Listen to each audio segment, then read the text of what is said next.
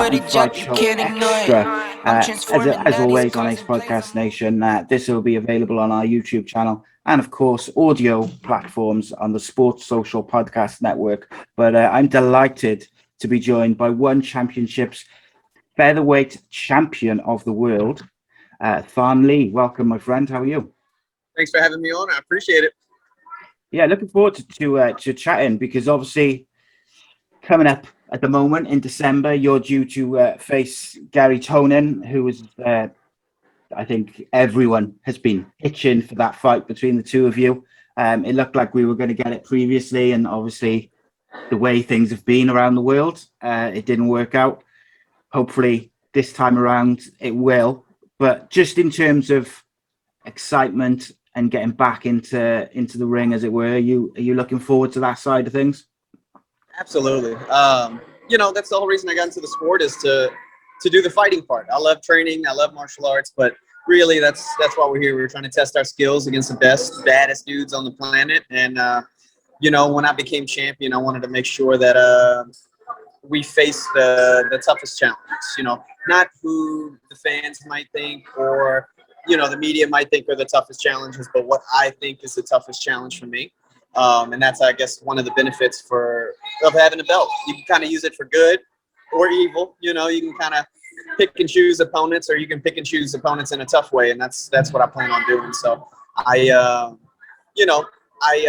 really excited. It wakes me up in the morning to train. It gets me amped to go into the gym, just like I always am. It's been a tough road as far as career goes, and it's been awesome. I wouldn't have it any other way. Yeah, and I think when we had Garry on our podcast recently, my co-host Danny, who's a former world champion himself, he described Garry as one of the most dangerous fighters in the world at featherweight. And I can't, I agreed, but ultimately I'm not a fighter. I've never got no fighting or training experience, but the fact that Danny said that kind of, I had a lot of respect for that straight away. And obviously, I've seen Garry fight himself, but as an opponent, is that the way you look at him, as someone who's exceptionally dangerous? Yeah, absolutely. And his strong skill set happens not to be my strong skill set. So it's, I think we pose a really interesting puzzle to solve on both sides of that coin. Fortunately for me, the fight starts on the feet, so that's always cool for the strikers, and he's got a little more work ahead of him as far as his path is going to have to be closing the distance, getting the fight to the ground, and then he starts to do the shit that he's good at. So positive to being a striker is we just get to start in my world. So if we don't ever do any of those Mortal Kombat stage changes, then he's going to be in big trouble. But if he changes that stage on me, then obviously I'm faced with an uphill battle, and he's got so much experience. He's a great competitor. The dude's he's a really good fighter. And it's, like I said, that's what wakes me up in the morning. That's why we signed on the dotted line. And it's going to be interesting. I think it's going to be opposite of what you're used to as far as a typical striker versus grappler situation. You know what I mean? It's not going to be one of those boring, waited out, he keeps taking shots and I keep trying to run away type of situation. I think it's going to be a lot of action. Garry's a cowboy. He's not scared. He's going to go in there and he's going to throw a little bit of hands to get where he needs to be. And everybody knows I'm not gun shy, so I'll pull the trigger. And, we've had a pretty good finish rate so far, so we'll try to keep it that way. Yeah, absolutely. I can't wait. I've got to say, of all the fights that I see around the different companies lined up over the next sort of 6 months or so, and I've got a few friends in the UK scene who have got some really big fights in the UFC and stuff like that. Like, I am the most excited about you versus Garry Tonon, because I feel like I saw a quote from, I don't know if it was from you or from Garry, so I apologize. But basically the quote was something like, we're going to beat the shit out of each other. And it kind of feels like that already, but like in the most respectful way possible, because I've not heard either one of you say like a bad word about either. It's just all about, you're both exceptionally dangerous, exceptionally skilled. But when we go in that ring, we're going to beat the crap out of each other and see where it goes. You broke up that last little piece. Obviously I heard you talking about the interview, and nobody's really talking a bunch of shit, but it cut off right after that. Yeah, no, and I was just basically saying, like, I find it really refreshing that you're both openly saying you're going to beat the crap out of each other, but like in the most respectful way possible. Like, obviously, we've seen people like Conor McGregor over the years not always be respectful, but you know, some of the time it's worked for him, and he's got inside his opponent's heads and stuff. But with you and Garry, you seem to acknowledge each other's skills, but also openly admit that it's going to be brutal. For sure. I think that's a sign of a experienced, comfortable, and high-level competitor, right? We all know that we're kind of both in that boat. Garry a little less experience in the MMA side, but obviously he's done a couple things in the grappling world. So, you know, he's got some experience there. He's dealt with opponents, crazy opponents, normal opponents, humble opponents. You know, he bounced all over the place with that. And, you know, I'm not in the business of selling a ton of fights with my mouth, because I do it with my hands and my kicks, and Garry obviously does it with his skills on the ground and his excitement and, you know, his nonstop attacks. So it's I think this fight sells itself. I'm not, you know, I'm not a big shit talker. I do speak my mind, and I do tell people how I feel, and I've told Martin, I've told Garry, you know, obviously I think I'm gonna knock these guys out. I've had pretty good success in the past of knocking my opponents out, so I think it's going to happen again. And obviously he thinks he's going to submit me. So it's understood what we feel. I don't think the shit talking needs to happen to build any more excitement for this fight. It's a really, really interesting fight. If I was a fan, I'd watch it. I'd really tune in. And I think those are the most interesting ones, right? Where you're playing a chess match, like everybody says, and that phrase is overused in MMA. But yeah, I think it really is going to be down to tactics and strategy, and a little bit of making sure that nobody's trigger shy, and we really pull the trigger. And yeah, it's fine. Like, he understands I'm going out there and I'm gonna try to hurt him. He's gonna go out there, and guess what? If I don't tap, he's gonna try to hurt me. That's just the way it goes. And it's exciting. That's what makes fighting awesome. Yeah, 100%. I think, look, there's always sometimes a bit of excitement when there's a bit of needle between fighters, but I think there's also just as much excitement when you feel like you've got two of the best fighters in the world going at each other with different skill sets, but both those skill sets are at the very elite, most elite level.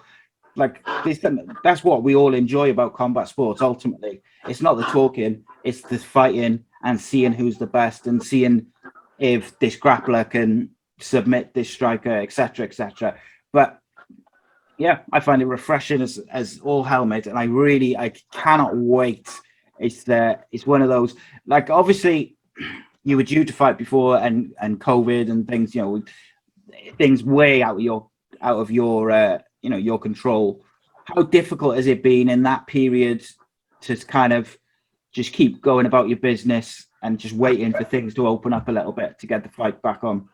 Really, it's not that bad, to be honest with you. My career's definitely had its ups and downs, as far as people thinking I deserve to be in certain organizations and not being picked up after performances. So waiting and having a little bit of frustration it's a skill I've become really good at, to be honest. And I'm grateful for that, because no matter what pops up in life now, you know, I try to pull from that experience, and I try to, you know, I think having a good mindset, having a strong mind is my number one skill that I possess. Way better than my grappling, way better than my striking. You know, it's just something I pull from a lot. And having experiences where maybe I didn't get something I thought I deserved or whatever has made me tougher and tougher, almost like a calloused hand. So it's not frustrating. Would I like to fight yesterday, today, right now? Yes, but you got to wait your time. But the more time I get to prepare, the worse it is for the bad guy, right? And obviously it's equal on both sides of the coin, so Garry gets time to prepare also. So it's just a way of it unfolds, and I'm not really too concerned that I got pushed back and then we had to wait a little while for fighting and all that good stuff. But I'm just really excited and grateful that we get to do it. Are you someone who, would use things like frustration or, you know, a bit of impatience and things like that. Are you the sort of person who would use those things to help you really focus in on the job at hand, or is it just something which sort of washes off your back quite easily and you don't think too much about it?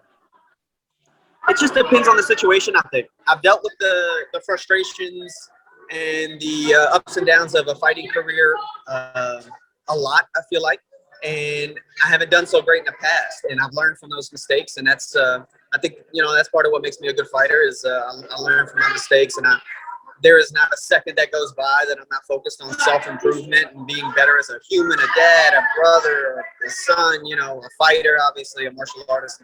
So yeah, things like this in this time frame and the whole COVID situation and fighting and all that, it just rolls off my back now, and I don't even really pay much attention to it. I just looked at it as far as rephrasing and making sure that I understand that means I got more time to be even better. And the more time you give me to be better, the worse. Like it's just I'm not one of those fighters that's the same guy fight after fight. I'm completely different. And each fighter that I was for each of my fights, wins and losses, I would have whooped the previous Tan Lee's ass, no question. So I'm making jumps. It's not just gradual improvement. So it is gradual improvement. You got to put pennies in the piggy bank, but I've made some big jumps recently, and it feels good.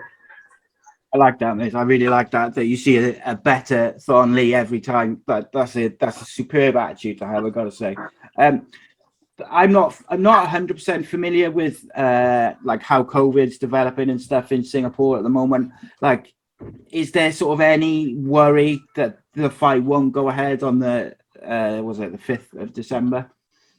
To be honest with you, I'm not overly concerned about that either. If it happens, which I really want it to, then we're good. If, God forbid, an injury on my side or an injury on Gary's side, depending on the situation, either I'll get another opponent or I'll wait and fight Gary when he's ready. You know what I mean? Again, not trying not to dwell on things like that. All that does is just kind of stunt your progression. You know, the more you focus on that, the less I'm focusing about takedown defense or moving my feet or you know, whatever. So it's it took a lot of practice to get here, and it sounds like it's easy.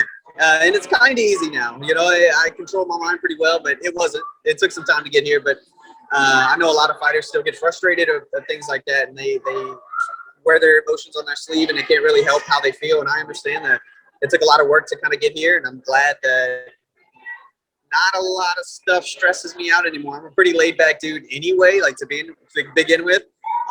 You know, I deal with anxiety and stuff, but you know, you can control that. You know, I've worked to control that. So it's trying to keep everything in a positive light and in a positive direction, and that's why I surround myself with who I do. I hang around with the guys I do, and it always pushes me in the right direction. So I'm really excited, like I said. Though I keep saying the words excited and grateful and thankful because that's truly how I feel, and that's how I want to make sure I remember how I feel so I can perform the best in the cage, fight week, flying out to Singapore, and maybe sitting next to a COVID patient and then fight scratched. You know what I mean? So it'll play out the way it's played out. I'm doing things the right way as best as I know how and the best as I can. And I think good things always come from that. 100%, mate. It's such a refreshing and cool attitude, man. I got to say, I really, I could sit here and talk to you for the next hour, and it would just be a pleasure. I got to say, but I don't want to take up too much of your time. Obviously, the card that you're fighting on in December is an incredible card where you got Rotang and DJ, you got Fernandez and Lineker, and yourself and Garry Tonon. That is quite the card of incredible fighters from from all over the world. I had the pleasure of speaking to Demetrius Johnson about a month or so ago. Similar to yourself, very cool dude and very, very laid back about how things have played out over the last year or so and what where things will go in the future. But I guess my question is, in your opinion, who is the greatest MMA featherweight of all time? That's a trick question. And really, honestly, just like every fighter in my division who's proved some good things should feel, it's me. Now, we haven't proven that, and you know, you're gonna have a bunch of fans go crazy and say this and that, and you haven't fought this guy and you haven't fought that guy. And you're right. I just want the opportunity. Maybe I go out there and fight Volkanovski and get knocked the hell out. No problem. I want to know. Maybe I go out there against AJ and get guillotined or get knocked out. That's okay. I want to know. Accepting of that. I want to face those challenges. You know what I mean? It's it sounds like it's all like positive goody two shoes, you know, type shit, but that's really my mindset. And don't get it twisted. If I face one of those guys, I'm gonna do my best to rip their face completely off of their body. I don't give a shit. I'll fight anybody. But you gotta have the right mindset going into it. You got the right attitude. You know what I mean? And I'm a humble fighter. My fans know. One championship fans know. That's how I carry myself. That doesn't mean just because I'm outwardly humble doesn't mean I know I will tear all those guys apart. I don't give a shit what they have to say. But, you know what I mean? We say it in interviews, and I know inside my heart that's how I feel. And I feel like I'm literally one of the greatest fighters on the planet. But I have to prove that. I know that. So that's what we're trying to do.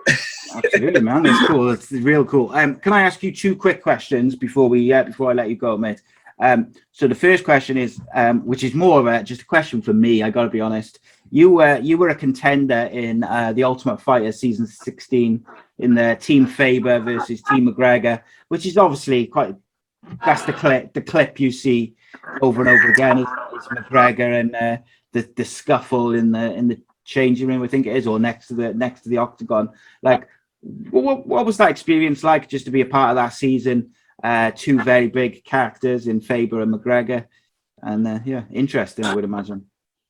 It was cool. It was really cool. That was my first experience, honestly, with any kind of UFC caliber fighters, coaches, environment, cage, any of that. And it was really cool to go in there and get that experience, obviously. But hanging around set and watching these dudes kind of go at it, and a little scuffle breaking out, and it was awesome. I'll tell you that. It was cool to be around. Obviously, my mind was more focused fighting and winning the show, which didn't work out. But it was really important to be around those guys and compete. But yeah, it was a lot of fun. I made some great friends and connections on that show. But yeah, it was cool being around all those personalities, Faber and McGregor trying to go at it, you know, tit for tat as far as insults and jabs go. But man, I have to say McGregor is definitely a lot wittier, and he was pulling off some good ones. So I was impressed. I'll tell you that. What's he again? His mask on. Yeah, that's cool. What's he like? What's he like off camera? Like, is he the same as he is on camera? That's like, is there any difference in how he conducts himself? So can you still hear me? Yeah, cool. Okay, cool. So to be honest with you, he's way more likable in person than he is on camera nowadays. Now, when I was on the season and he was on camera, he was very entertaining. He was knocking people out. He was witty. So that was kind of fun to listen to and watch too. But to be honest with you, very, very cool, humble, hard worker. You know, from the things that I saw, I didn't spend hours and hours with him every day, but cool dude. Like I would definitely hang out with him, go train with him. You know what I mean? Yeah. I don't know what happened along the way, and he run into some troubles and stuff like that. So I don't know him personally, but I tell you, on the show, he was a very nice guy. Yeah, he was on his way up then, wasn't he? And that rise through the UFC was obviously, people will try to take that away from him in some ways now and try to sort of devalue it. But not many people have gone into the UFC and torn through divisions like that and taken out legends and things like that. Yeah, you know, what's happened over the last couple of years, I don't know. But, you know, that rise was, you know, incredible. Right, the very last question, mate. Tyson Fury versus Deontay Wilder 3 tomorrow night. Who you got? Man, that's obviously a tough one to call. I am a fan of Fury. I like the way he moves for a big man, two big men, obviously, really, really, really big men. But I'm a fan of the way he moves. I'm a fan of the way he fights. I think his story, getting back into shape and just demolishing people. it's an awesome story. He seems to have a really good mind, a strong mind for fighting. Yeah, holla at me. I'd love to train with you, bro. Excellent. Finally, I got to say, mate, it's been such a pleasure. It's unreal. And if you ever want to join myself and Danny on a Sunday evening for our MMA podcast, please just hit me up, because it'd be an absolute pleasure to have a really in-depth chat with you about your career and about you and whatnot. But I'll let you go back to your training and your preparation for the fight. I thank you for joining me, mate. And guys, please subscribe, youtube.com/Ace Podcast Nation. And don't forget to watch One Championship X